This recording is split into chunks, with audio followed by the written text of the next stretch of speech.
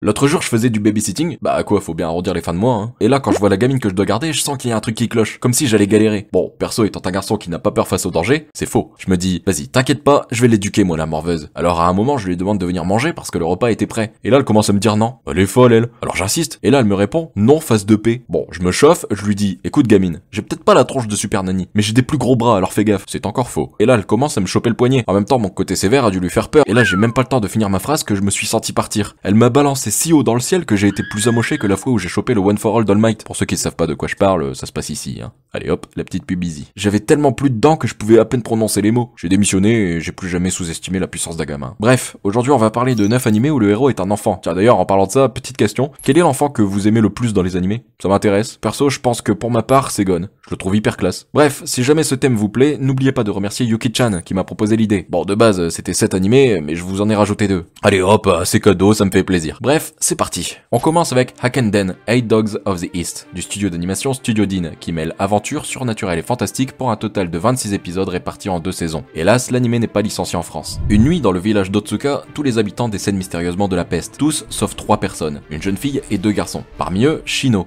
un jeune garçon qui, après l'incident de cette nuit, est devenu capable de contrôler Murasame, une épée légendaire démoniaque. 5 ans plus tard, d'étranges phénomènes font leur apparition dans plusieurs villages voisins. C'est alors que l'église impériale se manifeste dans ces villages, ayant pour but de récupérer Murasame. Alors, pour être totalement honnête avec vous, c'était pas un animé qui m'attirait au départ. Mais j'ai tout de même essayé parce que je trouvais l'animation plutôt agréable. Et franchement, ça a été une bonne surprise. L'histoire est très prenante, les personnages superbement bien écrits, et l'ambiance très soignée. Le seul point négatif, c'est que c'est assez long. Ouais, contrairement aux autres animés dont j'ai déjà parlé, là le rythme est très lent, ce qui peut être déroutant au premier abord. Mais on s'habitue par la suite et on finit par s'imprégner totalement de l'ambiance et du déroulement de l'histoire. Au final, ça a été une vraie bonne découverte pour moi, alors je me devais de vous la partager.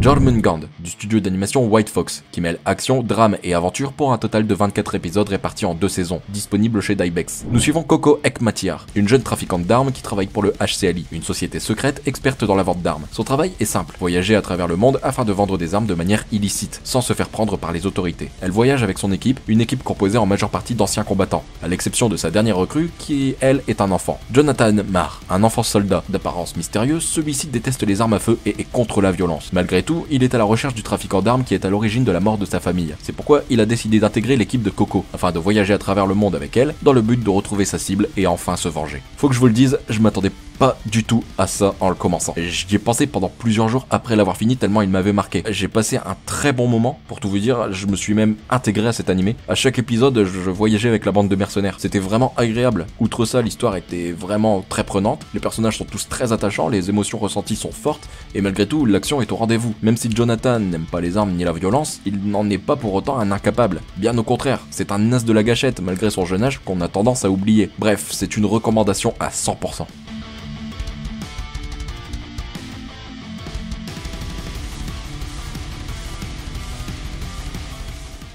Bokurano, du studio d'animation Studio Gonzo, qui mêle drame, horreur, science-fiction, psychologie et survival game pour un total de 24 épisodes. L'anime n'est pas licencié en France, mais vous pourrez le retrouver sur YouTube.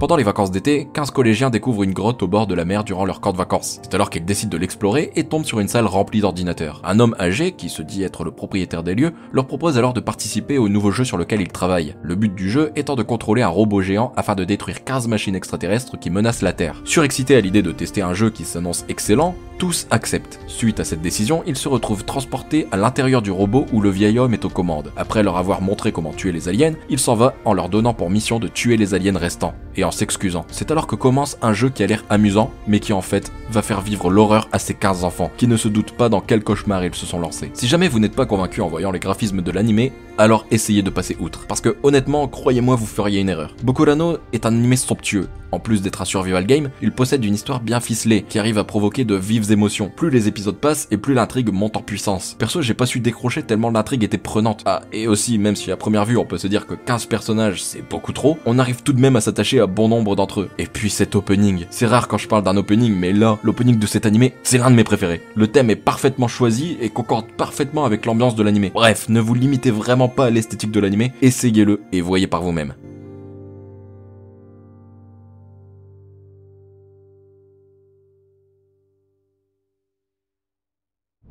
Tegami Bachi, des studios d'animation Pierrot Plus et Studio Pierrot, ainsi que le studio A4 pour la partie 3D, qui mêle action, aventure, drame et surnaturel pour un total de 50 épisodes répartis en 2 saisons et un spin-off de 25 épisodes de 3 minutes. Ouais, il y a de quoi faire. Disponible chez Black Box. L'histoire nous emmène dans le monde d'Umberground, monde dans lequel la nuit est éternelle, et dont les territoires les plus pauvres font l'objet d'attaques de monstres géants. Les Letterbees sont des personnes capables de traverser les zones infestées par ces monstres. Leur mission est de distribuer le courrier de ville en ville et d'affronter ces redoutables ennemis. Nous suivons Gosh, un Letterbee qui un jour prend en charge un mystérieux colis. En effet, ce colis est en fait un enfant dont la mère a disparu. Ce garçon se nomme Lag et possède un pouvoir puissant et énigmatique. Gosh décidera donc de l'emmener avec lui, dans le but de le livrer à sa mère. Une ambiance tout simplement magnifique, un voyage intense et un duo de personnages attachants au plus haut point. Voilà ce que propose Tegami Bachi, une histoire tellement bien écrite que j'ai pas vu passer les épisodes tellement j'étais investi dans le déroulement de l'intrigue. J'ai pas envie de vous en dire plus sur cet animé pour ne pas vous spoil. Juste allez le voir si vous ne le connaissez pas.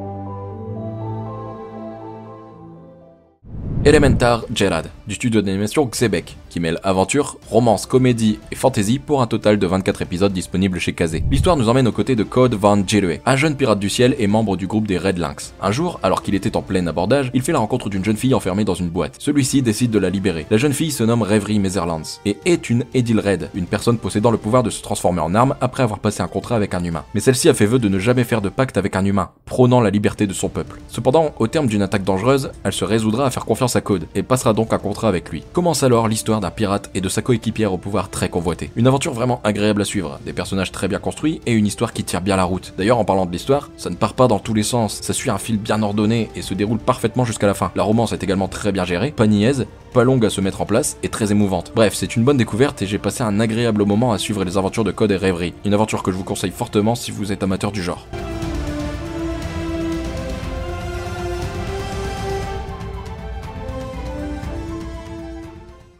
Hanada Shonenshi, du studio d'animation Madhouse, qui mêle comédie, surnaturelle et slice of life pour un total de 25 épisodes. L'anime n'est pas licencié en France, mais vous pourrez le retrouver sur YouTube. Hanada est un jeune garçon connu pour être turbulent et intrépide. Ses passe-temps se résument à faire des blagues aux adultes et se moquer de sa sœur. Cependant, Hanada a peur des fantômes, et sa sœur le sait. C'est d'ailleurs pour se venger de toutes ces moqueries que celle-ci s'amuse à lui faire peur avec des histoires de fantômes. Un jour, Hanada se fait percuter par un camion et meurt.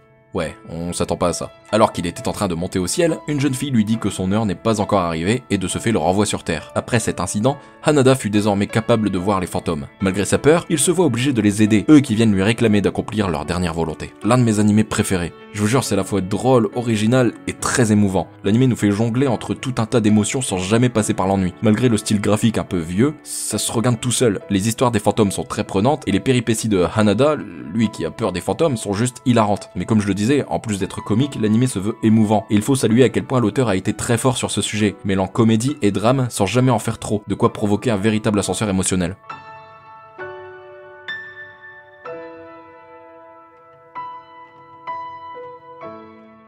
Dead No Coil, du studio d'animation Madhouse, qui mêle aventure, drame, science-fiction et slice of life pour un total de 26 épisodes disponibles sur Wakanim, ADN et Daibex. L'histoire nous emmène dans un avenir proche, un avenir où la réalité virtuelle est devenue un élément clé de la vie quotidienne. En effet, tous les habitants de la ville de Daikoku portent des lunettes spéciales, permettant d'ajouter des éléments de réalité virtuelle dans leur vie de tous les jours. Par exemple, certains possèdent des animaux de compagnie en réalité virtuelle. Yuko est une jeune fille qui vient tout juste d'emménager dans cette ville avec sa sœur. Cependant, des rumeurs de disparition circulent de plus en plus, et c'est alors que Yuko va découvrir qu'il existe une agence de détectives, et que celle-ci pourrait bien connaître la cause de cette disparition. Je pourrais dire tellement de choses sur cet animé, mais j'aurais trop peur de vous spoiler. Tout ce que je dirais, c'est que vraiment, c'est un bijou. Beaucoup trop méconnu à mon goût. Un animé excellent qui fait intervenir le réel dans l'irréel. Un monde qui pourrait bien devenir le nôtre et qui, de ce fait, nous fait réfléchir. Le début est peut-être un chouïa difficile à assimiler, mais très vite, on va être dans une intrigue hyper prenante, nous faisant réfléchir à chaque seconde, pensant trouver la bonne réponse, mais en fait, pas du tout. L'histoire est parfaite.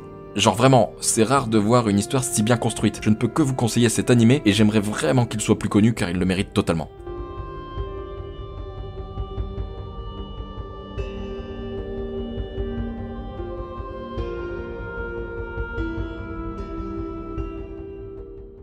Shion no Ho, du studio d'animation Studio Din, qui mêle drame, mystère et sport pour un total de 22 épisodes. Malheureusement, l'anime n'est pas licencié en France. Étant enfant, Shion Ishiwatari a été témoin du meurtre de ses parents. un événement qui l'a traumatisé au point de la rendre complètement muette. Lors de cet incident, le tueur a également volé une carte de shogi de son père, un jeu qui ressemble aux échecs. Cette carte était la carte du roi. En constatant ça, Shio émet l'hypothèse que l'homme à l'origine du meurtre de ses parents pourrait être un adepte de shogi. C'est alors que la jeune fille décide d'apprendre le jeu du shogi et de se lancer dans des tournois dans le but de retrouver l'assassin de ses parents. Personnellement, je m'étais déjà intéressé au shogi lorsque j'étais à la fac, par curiosité, et j'avais beaucoup aimé, mais je me voyais pas regarder un anime consacré à ce sport. Pourtant, Shion no ne se limite pas qu'à cet aspect. L'anime se veut avant tout dramatique, montrant une jeune fille prête à tout pour retrouver l'homme qui a gâché sa vie. Et en plus du côté sportif de l'anime, on a ici un côté mystérieux fort présent. Une enquête perpétuelle qui nous fait poser des questions sur les personnages croisés tout au long de l'anime. Une enquête qui nous fait nous investir dans l'intrigue de l'anime et ce jusqu'à la fin. Honnêtement, je peux comprendre que vous soyez dubitatif, mais essayez au moins les premiers épisodes. L'anime pourrait vous surprendre.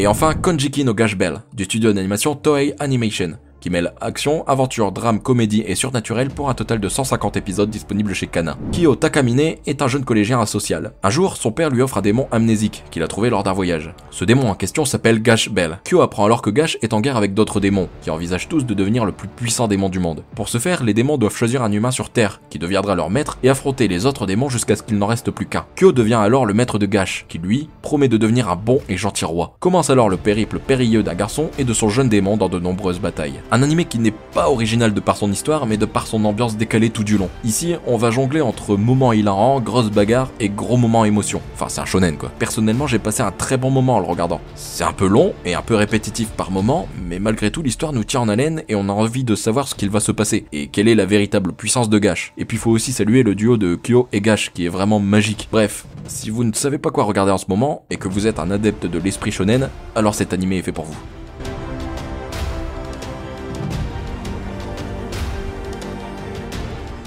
Voilà ce qui conclut cette vidéo, j'espère qu'elle vous aura plu. Si c'est le cas, n'oubliez pas de balancer votre plus gros kamehameha sur le pouce bleu et de vous abonner pour ne pas louper la prochaine vidéo. Sur ce, moi je vous laisse, je vous fais des bisous et je vous dis à plus dans une prochaine vidéo. Ciao.